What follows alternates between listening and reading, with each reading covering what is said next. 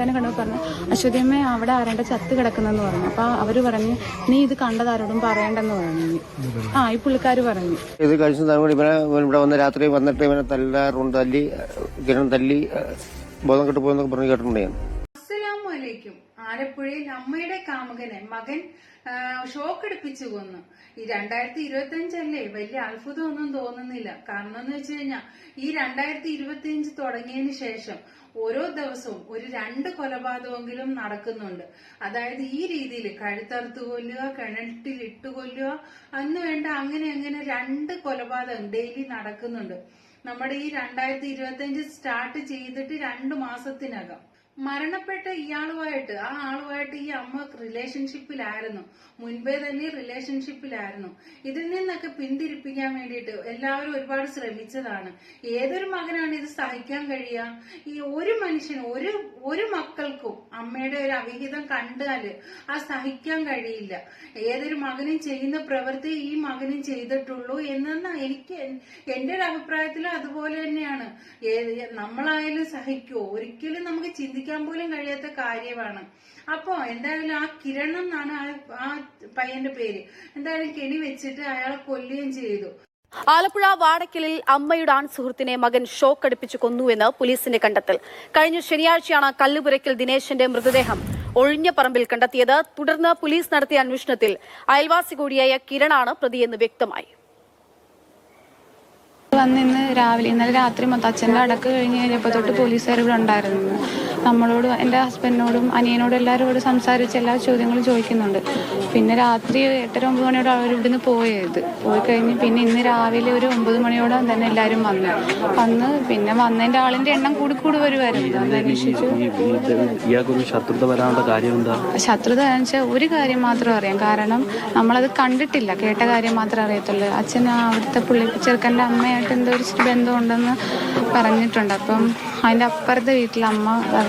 മരിച്ച ആളുടെ മകളാണ് സംസാരിച്ചത്. 2 വർഷമായിട്ട് അച്ഛനുമായിട്ട് യാതൊരു ബന്ധവും ഇല്ല എന്നാണ് ഈ പെണ്ണ് പറയുന്നത്.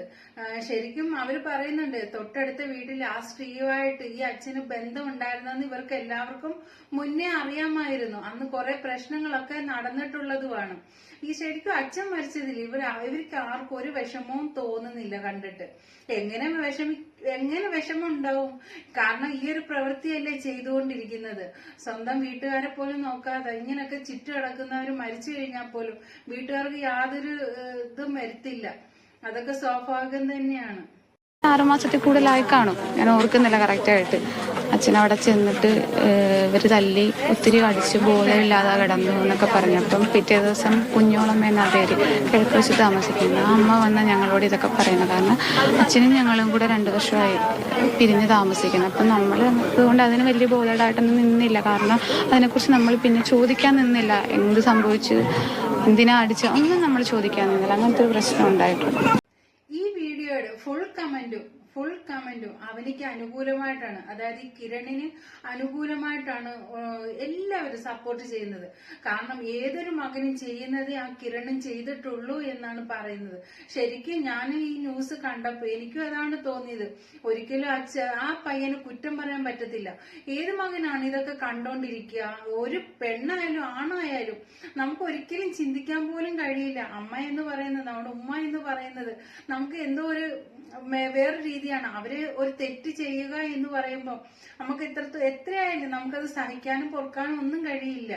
അപ്പൊ ആ മകനും അതേ ചെയ്തിട്ടുള്ളൂ. പക്ഷെ നിയമം കയ്യിലെടുക്കാനൊന്നും ആർക്കും അവകാശമില്ല. എന്തായാലും ആ മകൻ ചെയ്തത് നല്ല പ്രവൃത്തിയാണെന്നൊന്നും അവൻ പറയുന്നില്ല. എങ്കിലും അവന്റെ ഭാഗത്ത് നിന്ന് ചിന്തിക്കുമ്പോൾ അവൻ ചെയ്തത് ശരിയാണെന്ന് തന്നെയാണ് തോന്നുന്നത്. ഇയാൾ പാടത്ത് മരിച്ചു കിടക്കുന്നത് കണ്ടിട്ട് ഒരാൾ വന്നിട്ട് ഈ അമ്മയോട് പറഞ്ഞു, അവിടെ ഒരാൾ മരിച്ചു കിടപ്പുണ്ട് എന്ന്.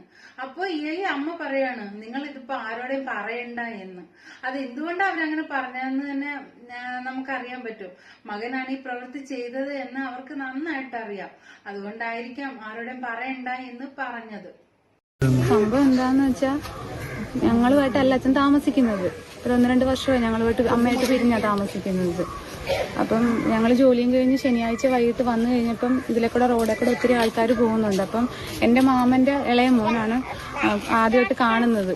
പുള്ളി കമ്മന്ന് അവിടെ കിടക്കും. അപ്പം അവൻ വിചാരിച്ചത് ആളും ആരാന്നറിയത്തില്ല, വെള്ളമടിച്ച് കിടക്കുമെന്നാ കുഞ്ഞും വിചാരിച്ചത്. പക്ഷെ അവൻ പറഞ്ഞ് ഇതിലേക്കൂടെ അവൻ ആ പാടത്ത് ചൂണ്ടിടാൻ പോയിട്ട് ഇതിലേക്കൂടെ കയറി വന്നപ്പം പുള്ളിക്കാരുടെ ഇവിടെ അപ്പൊ പുള്ളിക്കാരനെ കണ്ടപ്പോൾ പറഞ്ഞു, അശ്വതിയമ്മ അവിടെ ആരാണ്ട ചത്ത് കിടക്കുന്നെന്ന് പറഞ്ഞു. അപ്പൊ അവര് പറഞ്ഞു, നീ ഇത് കണ്ടതാരോടും പറയണ്ടെന്ന് പറഞ്ഞു. ഈ പുള്ളിക്കാര് പറഞ്ഞു. കുഞ്ഞു പറഞ്ഞില്ല. ആ അമ്മയ്ക്ക് അപ്പോൾ തന്നെ മനസ്സിലായി മകൻ പണി കൊടുത്തതാണെന്ന്. എന്തായാലും കൊള്ളാം. ഇതിൽ അമ്മയും നല്ലൊരു തെറ്റുകാരി തന്നെയാണ്. കാരണം എന്ന് വെച്ച് കഴിഞ്ഞാൽ അയാൾ വീട്ടിൽ വരുന്നതും ഒക്കെ ഇവിടെ വീട്ടിൽ പല തവണ, ഒരു തവണയല്ല പല തവണ പ്രശ്നം ഉണ്ടായിട്ടുണ്ടായിരുന്നു. എന്നിട്ട് അവർ താക്കീത് ചെയ്തിട്ടും ഉണ്ടായിരുന്നു, ഇനി ഈ പ്രശ്നം ഉണ്ടാവരുത്, ഇനി അയാൾ വരരുത് എന്നൊക്കെ പറഞ്ഞിട്ട്. പക്ഷെ ഇവരതൊന്നും അനുസരിച്ചില്ല, വീണ്ടും തുടർന്നുകൊണ്ടേയിരുന്നു. പിന്നെ അതിന് അരിശം കയറിയിട്ടാണ് ഈ പയ്യൻ ഇത് ചെയ്തു കൂട്ടിയത്. അങ്ങനെ കിരൺ വീടിന്റെ ബാക്ക് വശത്ത് കറണ്ട് സെറ്റ് ചെയ്ത് അതിൽ അയാൾ പോയി വീഴുകയും ചെയ്ത്. ഇല്ല, എലിപ്പത്തായം വെച്ചിട്ട് എലിയെ പിടിക്കാന്ന് നമ്മള് എലിയെ പിടിക്കില്ലേ, ആ ഒരു രീതി തന്നെയാണ് നമുക്ക് തോന്നുന്നത്. എലിപ്പത്തായം വെച്ചിട്ട് എലിയെ പിടിച്ച പോലെയാണ് അയാളെ കറണ്ട് സെറ്റ് ചെയ്ത് അയാളെ കെണിയിൽ വീഴ്ത്തിയത്. ഇത് മെയിൻ സ്വിച്ചിൽ നിന്നാണ് ഇയാൾ കറണ്ട് എടുത്തതെന്നും തെളിഞ്ഞിട്ടുണ്ട്. ഓരോ ദിവസവും പല പല പ്രശ്നങ്ങളാണ് നമ്മൾ കേട്ടുകൊണ്ടിരിക്കുന്നത്. ബാലരാമപുരത്ത് ഒരു സ്വന്തം സഹോദരനും സഹോദരിയും തമ്മിൽ അവിഹിതം, അതിന് തടസ്സമായിട്ട് നിന്ന് ആ ഒരു 2 വയസ്സുള്ള ഒരു പിഞ്ചു കുഞ്ഞിനെ കിണറ്റിലെറിഞ്ഞ് കൊന്നിട്ട് അവരെന്ത് നേടി? ഇനി ജയിലിൽ കിടന്ന് അവര് അവിഹിതം നടത്തട്ടെ. ഇങ്ങനെ അവിഹിതത്തിന് പോകുന്നവര് ഈ കൊല്ലും കൊലയും ഒക്കെ നടത്തുന്ന എന്തിനാ?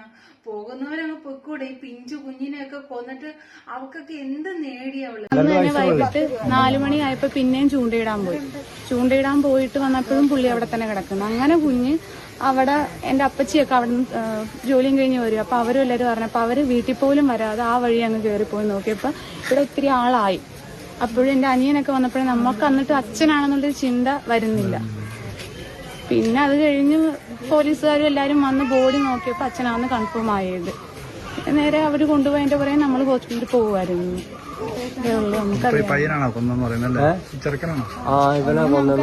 സാറേ, 1 മണിക്കൂറോളം ഇവരെ ചോദ്യം ചെയ്യുന്നുണ്ടായിരുന്നു രാവിലെ വന്ന്. പിന്നെ ഇവിടെ ഇല്ലായിരുന്നു. സാർമാര് വന്ന് ഒരു ഉച്ചയാകുന്നതിന് മുമ്പ് ഇതിനെ വിളിച്ചു വരുത്തുമായിരുന്നു. അവരുടെ അമ്മ തൊഴിലുറപ്പിനും പോയിരിക്കുമായിരുന്നു, അച്ഛനും പണിക്കും. അപ്പൊ ഈ വീടാ സാറേ അവിടെ ഞങ്ങളുടെ വീട്. അവിടുത്തെ നാട്ടുകാര് പറയുന്നത് ഇയാള് സ്ഥിരമായിട്ട് മറ്റേ ആ അമ്മയടുത്ത് ചെല്ലുമായിരുന്നു. അപ്പൊ അവിടെ അവരെല്ലാരും എടുത്തിട്ട് ഇയാളെ കുറെ അടിച്ചിട്ടൊക്കെ ഉണ്ട്, പല പല പ്രശ്നങ്ങളും നടന്നിട്ടുണ്ട് എന്നൊക്കെയാണ് ഈ നാട്ടുകാർ പറയുന്നത്. പിന്നെ നാട്ടുകാർ പറയുന്നുണ്ട്, ഇതിപ്പോ മകൻ മാത്രമല്ല കൊലപാതകം ചെയ്തത്, അച്ഛനും കൂടെ കൂടിയിട്ടാണ് ഈ കൊലപാതകം ചെയ്തത് എന്ന് പറയപ്പെടുന്നുണ്ട്. ഇവിടെ വന്ന് രാത്രി വന്നിട്ട് ഇവനെ തല്ലാറുണ്ട്, കിരൺ തല്ലി ബോധം കെട്ട് പോയെന്നൊക്കെ പറഞ്ഞ് കേട്ടിട്ടുണ്ടായിരുന്നു. ദിനേശിന്റെ ബോഡി അന്ന് നിങ്ങൾ കണ്ടായിരുന്നു? ഇല്ല, ഞാനില്ല, ഞാൻ പണിക്ക് പോയിരിക്കാൻ വന്ന് കണ്ടിട്ട്. ഇരു വീടുകൾ തമ്മിൽ ചെറിയ വ്യത്യാസം മാത്രമേ ഉള്ളൂ, അത്രത്തോളം അയൽപക്കക്കാരാണ് ഇരുവരും. പക്ഷേ തർക്കമുണ്ടാകുന്നു, ആ രീതിയിൽ പിന്നീട് ആസൂത്രിതമായി കൊലപാതകം നടത്തുന്നുവെന്നു ഞാൻ മനസ്സിലാക്കുന്നത്. ദിനേശിന് ഭാര്യയും കുട്ടികളും ഉൾപ്പെടെയുണ്ട്. ദിനേശിന്റെ വീട്ടിൽ മറ്റ് സഹോദരികളും മറ്റ് മാതാവും ഉൾപ്പെടെയുള്ളവർ ഈ വീട്ടിലുണ്ട്. എന്താ